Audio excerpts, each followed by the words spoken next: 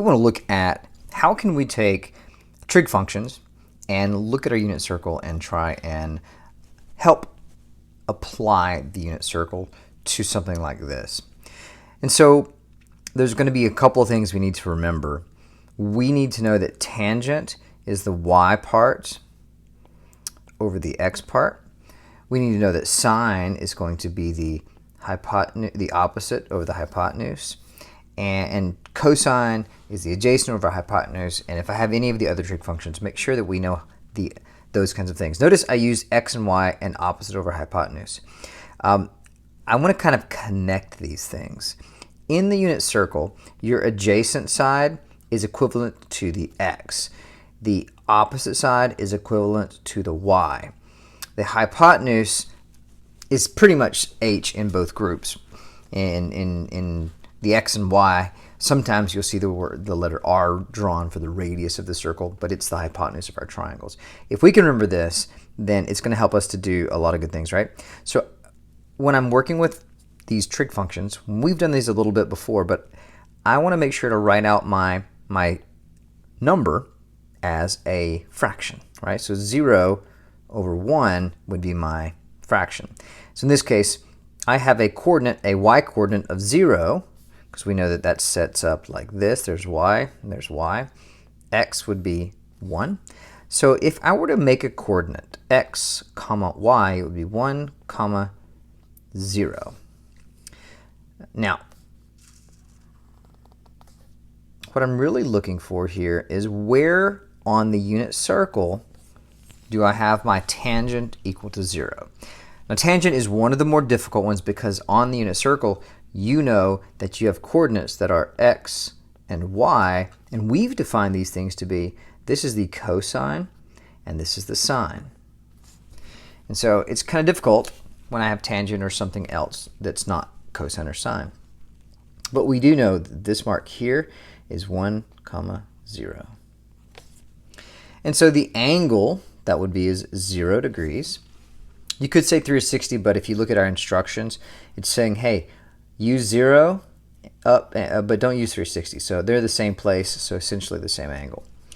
Do I have another place that the tangent is also 0? Is there another way that I could get 0 over something and still be 0? Well, we do. This could be -1, right? Because 0 divided by anything is still just 0, other than 0 itself. So this is one of those ones that if I were you, I'm probably going to commit this one to memory just because it's a little bit unusual. So what angle would that be? That would be pi. Or if I'm going to be kind of sticking to radians, but because you're not comfortable with it, but let's talk about degrees too. That would obviously be 180 degrees. So either one of those, 0 degrees or 0 radians, same thing. Let's do the next one. Sine equals square root of 3 over 2. When you have sine and cosine, you're going to have to treat it. Actually, it's quite easy. If you'll get your unit circle out to kind of go along with this, you'll find that it's quite useful.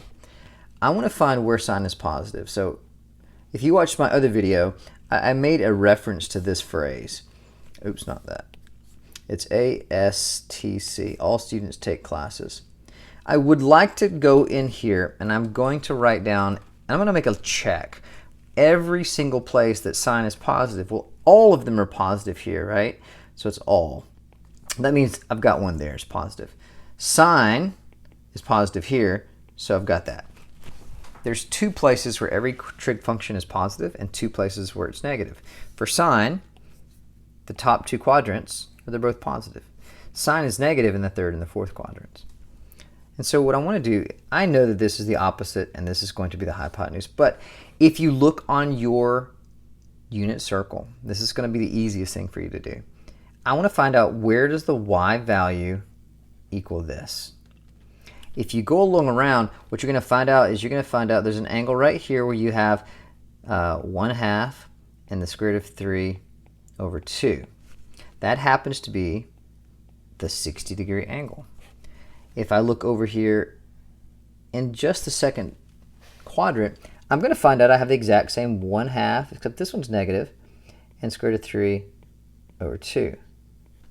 Well, if I am looking for these angles, I know that this is going to give me a 60-degree reference angle, but you don't need to know that if you're looking at your unit circle. You can find this, and you can see that that is equivalent to 120 degrees. So you're using the unit circle here. I'm kind of skipping some of the math in favor of depending on that unit circle for me to find my solutions. Okay. I could also have found that angle and I could have written down the side lengths. I could have done the Pythagorean theorem and tried to figure out if it's 30, 60, 90 or 45, 45, 90. Everything we've done in the past, all still valid and great, except for one thing. It would definitely get you this, but that would be the only place you would go. In this example, I had two solutions. So getting this one with my other methods, I would fail to realize that there's a second solution here. So we are going to be kind of looking at a unit circle and getting comfortable finding those other places. All right, so I'm going to let you do the other two there. Let's go down and look at the radian measures.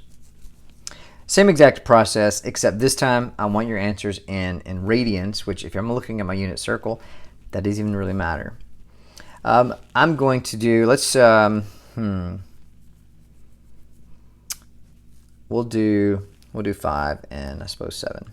No, I'll let you do that. We'll do 5 and 7. So if I look at this, where's the cosine?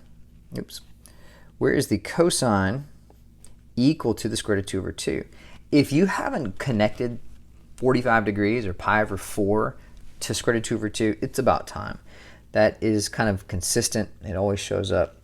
I know that cosine, let's write this down. All students take classes. I know that cosine is a positive value in this problem, right? It's positive square root of 2 over 2. So that I know that I'm going to have an angle measure solution here and one down here where it says C for cosine. On my unit circle, I'm looking for remember this is the x coordinate. What are the angle measures I find down here? Well, obviously we knew this one already. What is the 45-degree reference angle in the fourth quadrant? If you look real quick, you'll find out that that's 315 degrees.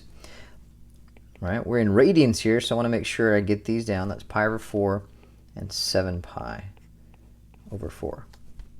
Now, be very clear. I'm not doing any math. I'm using the unit circle to assist me since it's already done and I've got it right in front of me. I can just look it up. It's almost like I'm using a table and looking these values up. What you're looking for are the angle measures. You're looking at the coordinates. Sines and cosines are intentional because those things make it a lot easier. I can do the same exact thing with the cosine here that's positive. Actually, let's do number 8 since that one's negative. That'll give us a chance to look at some negative values. Right? If I come over here and I do this one, we're going to draw the triangle or the quadrants. Where remember, all students take classes. Cosine is negative here. Well, it can't be this one because they're all positive there. It can't be this one because that's where cosine's positive. So it has to be in the other two places. So I'm looking for an x coordinate of negative square root of 3 over 2. Of course, the other side is 1/2. If I look in the second quadrant for that particular angle, when I have square root of 3 over 2 as an x coordinate, I realize that that angle measure is 150, or it's going to be 5 pi over 6 as the angle measure. In the third quadrant, if I look for the same exact coordinate, this time it'll be negative square root of 3 over 2 and negative 1/2. So I've got both of them are negative.